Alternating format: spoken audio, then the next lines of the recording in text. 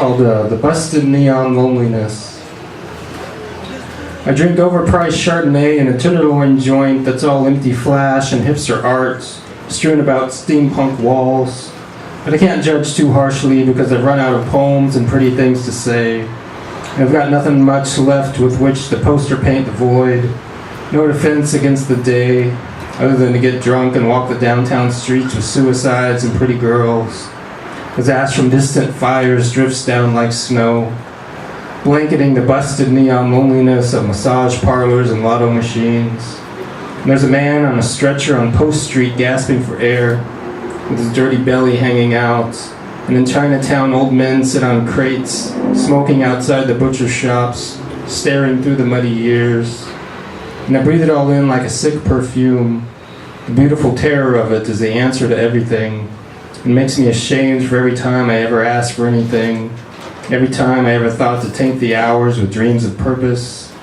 And I just want to dissolve into the laughter of the televisions and the corner bars, and the smoke from the cigarettes held just so, and the skinny fingers of the girls huddled outside the gentlemen's clubs, and just drift with the ghosts of the forgotten poets and the crazies and the long-dead bartenders, embracing the terrible music of it, becoming a golden, bright nothing, caught in the amber of the day, like an empty, drunk god on the fire of everything.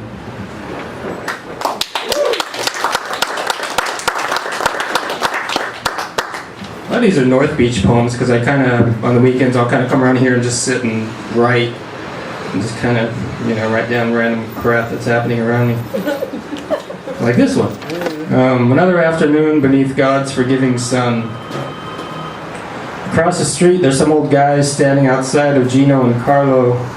They're smoking and wearing baseball caps like cheap-ass crowns. And they're telling stories and laughing at the joke of the world like they were in on it the whole time. And there's these other nice people out here drinking beer at sidewalk tables who seem to have made a peace with things.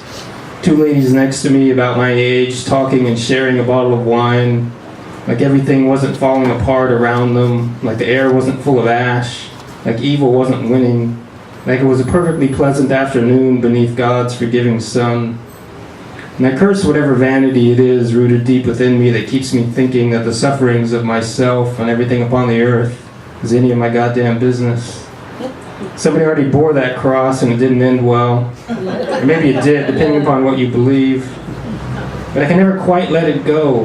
And the ladies with the wine are laughing until they cry. And I'm over here glowering at my plastic table, sucking at my beer, wrestling with the death of everything like some asshole gladiator destined to lose. While across the street, those old guys in their hats are lighting up another one and laughing like kings.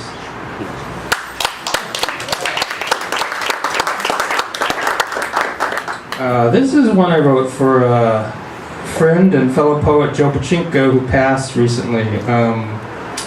We're having a memorial reading for him here, actually, on November 10th. So feel free to come by that. Me and some other people are going to be reading some of Joe's work. If you happen to know Joe or a fan, you're welcome to take part and read some stuff. This is called The Lines for the Urinals of Hell, for Joe Pachinko. There's those people who live life like it were some perfectly acceptable state of being, like the days and the hours were workable, bearable things. While me and everyone I've known and loved wake daily into chaos, traversing moment to moment like dizzy clowns on razor wire, swaying over pits of fire and void, high above the fucks who walk seemingly easily upon the earth and try and hide their fear like people couldn't smell it a mile away, or see it in the movement of their hands, while we wear it like our Sunday best, offering up daily sacrifices of wine and blood and who knows what, with a despairing bemusements, a confused and desperate joy. I'm just throwing all these words out here, hoping that some will stick, because I'm trying to get around to writing a poem about Joe, and I don't know how.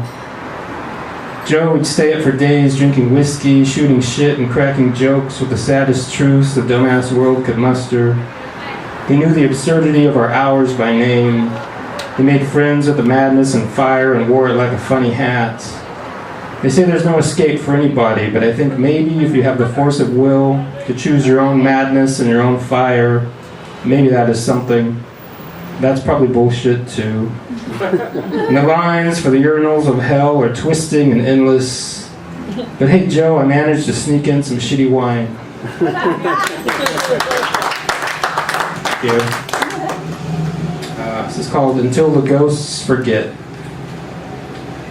She's got the loneliness of the world tattooed upon her heart like the lyrics of a song. She stays up and drinks until the ghosts forget why they were angry and drift back into the soft of the void. Hope and despair, two faces among countless faces she's lost to the years. She opens a bottle and listens to the sounds of the night, the sirens and the laughter, ill-conceived deals, beginnings and endings of sad affairs. The music of it all, more honest than any lover she's ever known.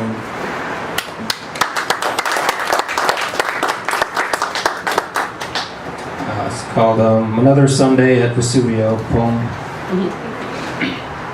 Sunday afternoon and that sinking feeling of not having solved the major and ongoing problems of your life. Before the yoke of Monday morning finds you and drags you back to the reality of your days like a puppy to its pile of poo. And I tell myself, well, there's this glass of wine and the fact of the sun still in the sky, so maybe there's time yet for everything to fall into place and everyone to be saved, forgiven, and redeemed. And eventually you reach the age where time becomes a thing that chases you with a flashlight, a mirror, and a finely bound edition of your collected failures. There's three guys down in Kerouac Alley smoking something that makes their heads shake all funny. And the woman at the table next to mine declares that right now she is so fucking fucked up. And see, I'm just trying to get to somewhere like that myself. And I look down at the alley and the guys, they're jerking their heads and now they're talking to something in the dirt as I wait for the pretty waitress to bring me something good. Thank you so much. This is my last one called The Little Voices of the Buddhas. The Buddhists, as well as any number of other clever folk, will tell you that the key to everything is letting go of whatever love you have for the world and its transitory offerings. But you better prepare yourself for the hour when the void reclaims you as its own. And I imagine this to be true as anything. And on more days than not, I'm ready to sign my name to that contract, disavow the world and its empty baubles. Hell, I wish I'd never set eyes on any of it in the first place. But today I skipped out of work and the San Francisco sky is a flawless blue. And I'm shuffling along beneath it, giving dollars to anyone who asks, because right now I can. And I'm in a cafe at the Museum of Modern Art drinking overpriced wine, because right now I can. I don't feel like letting go of a fucking thing. I want to clutch it tight as it slips through my dumbass fingers back into the nothing.